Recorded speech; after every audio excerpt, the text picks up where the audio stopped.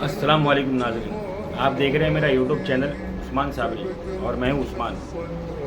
मैं आपको बताने वाला हूं कि पहला वर्ल्ड वॉर क्यों हुआ, उसके पीछे की असल वजह क्या थी और हमको हमारे स्कूल्स में कॉलेजेस में डिग्री देने से पहले क्या पढ़ाया जा रहा है और क्या बताया जा रहा है कि किस तरीके से जो है ना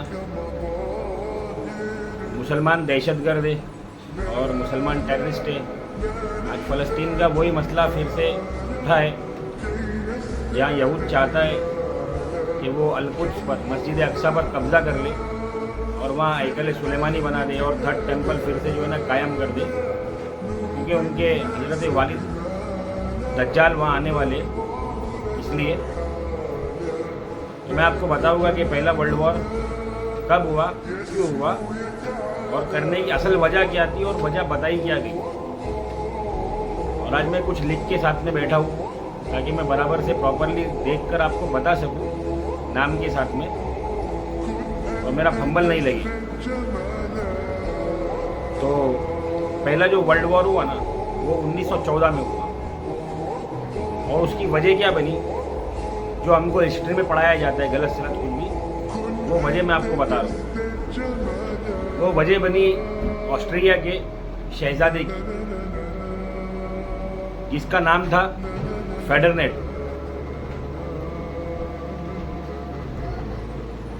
उसका कत्ल किया गया या अफवाह उड़ा दी गई या खुद जो है ना ऑस्ट्रेलिया के बादशाह ने उसका कत्ल कर दिया इस पूरी साजिश को अंजाम देने के लिए।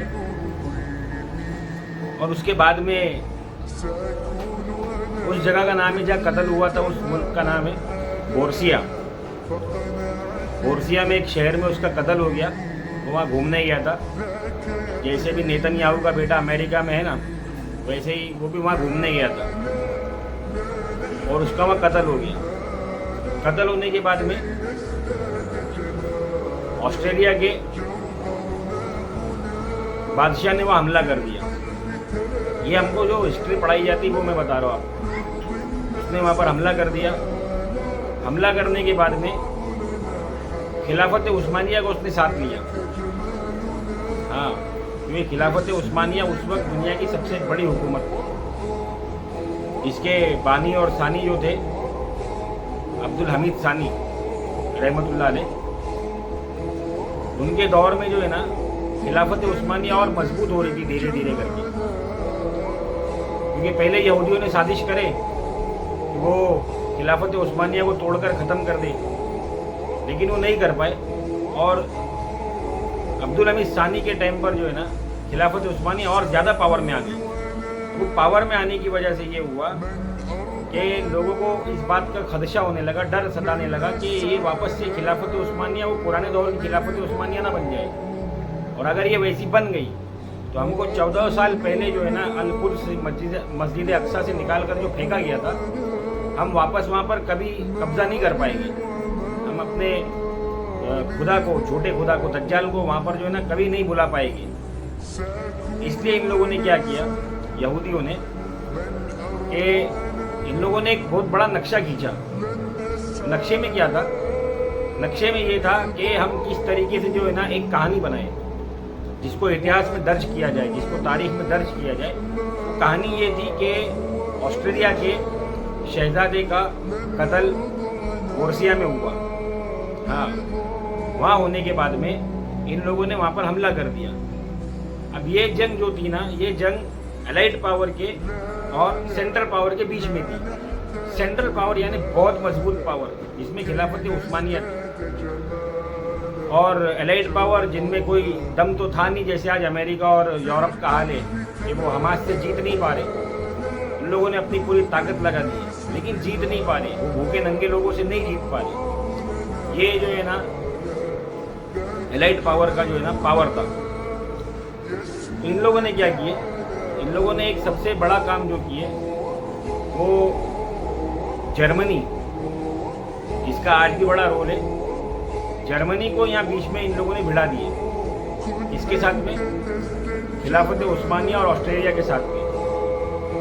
अब खिलाफत उस्मानिया और ऑस्ट्रेलिया और जर्मनी, ये तीन का एक गुट बना, यानी वेस्टर्न गुट, ईस्टर्न गुट सॉरी, और वेस्टर्न गुट के अंदर जो है ना, गुट के अंदर वो आ गया बोर्सिया, यूके, फ्रांस, और 1917 में जो है ना यहाँ पर इसी तरीके से यूएसए ने, यूनाइटेड स्टेट ऑफ अमेरिका ने भी अपनी जगह बना लिया।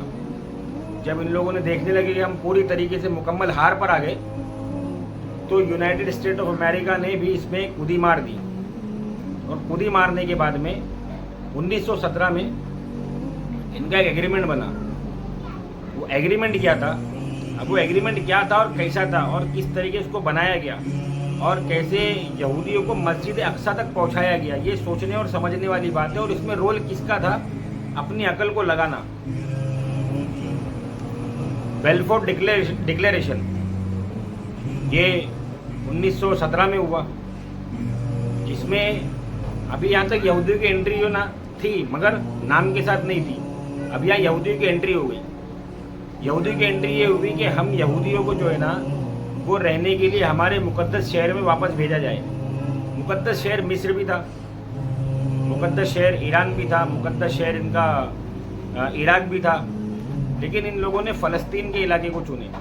हाँ, फ़लस्तीन के इलाके को इन लोगों ने चुने कि इनका मकसद जो था ना, वो मस्जिद अक्सा पर कब्जा करना था, और ये कर नहीं पा रहे थे। इन लोगों ने बहुत जंगें लड़ी, लेकिन ये मस्जिद अक्सा पर कब्जा नहीं कर पाए। फिर ये मकर और फरेब दिखाने लगे अपना, और मकर और फरेब के लिए इन लोगों ने 4 करोड़ लोगों की लाशों को बिछा दिया दुनिया के अंदर, ये इज्जतदार लोगों ने, और अपने मकसद को हासिल करने के लिए। इससे ये भी समझो, मैं खास करके मुसलमानों को आज बोल रहा हूँ, अपने मकसद को हासिल करना सीखो। ये दुनिया में शर फितन फैलाने के लिए तुमको नहीं भेजा अल्लाह ने, सुन्नी 24 करने नहीं भेजा अल्लाह ने तुमको। अपने मकसद को, अपने एम को तो हासिल करो। तो यहूदियों का नाम 1917 में जो है ना, इसके अंदर बेल्फोर डिक्लेरेशन के अंदर जो एक डिक्लेरेशन किया गया कि भाई इसमें यहूदी जो है ना यहाँ पर आकर रह सकते हैं। तो यहूदियों ने वहाँ पर अपनी तिजारत शुरू करी धीरे धीरे करके। कुछ लोग वहाँ गए सेफ साइड बनाने के लिए, वहाँ अपनी तिजारत शुरू कर दी इन लोगों ने। तिजारत शुरू करने के बाद में अब वर्ल्ड वॉर चल रहा है, और इसी के बीच में ये सब हुआ। यानी सारी दुनिया तो मरेगी, लेकिन यहूदियों का कब्जा मस्जिद अक्सा पर होकर रहेगा। इसलिए ये सारी फितरतबाजी यहूदियों ने दिखाई। और फिर उसके बाद में इन लोगों ने दूसरा एग्रीमेंट बनाया। दूसरे एग्रीमेंट में क्या था, दूसरा एग्रीमेंट जो बना वो 1919 में बना, टेरिटरी ऑफ वर्साइस। ये एग्रीमेंट में इन लोगों ने जर्मनी के ऊपर पाबंदियां लगाई। अब देखो, जर्मनी का नाम ना उछले, इनके हाथ में तुरुप का एक पत्ता है जिसका नाम है जर्मनी। ये जो हमको बताया जा रहा है ना आज के, इजराइल दुनिया को रूल कर रहा है, ये सब बेवकूफ़ बनाने के तरीके। इजराइल नहीं रूल कर रहा दुनिया को। हमको बताया जा रहा है कि हिटलर छोटा यहूदी था और उसने बड़े यहूदियों का कत्ल कर दिया और 60 लाख यहूदियों को उसने मार दिया। सब कहानी है, कोनी पे गुड़ छिटका रहे लोग हमारी, ताकि हम अपनी जबान से उसको चाटे और वो कभी ना चढ़ पाए। 1919 में दूसरा एग्रीमेंट हुआ, उसमें जर्मनी को फाइन लगा।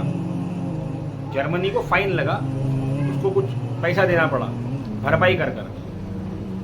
फिर उसके बाद में 1919 में ही 1920 में सॉरी, टेरिटरी ऑफ सेवर्स, ये इनका तीसरा एग्रीमेंट बना 1920 में। 1920 में एग्रीमेंट बनाने के बाद में इन लोगों ने खिलाफत उस्मानिया पर बैन लगाना शुरू किया।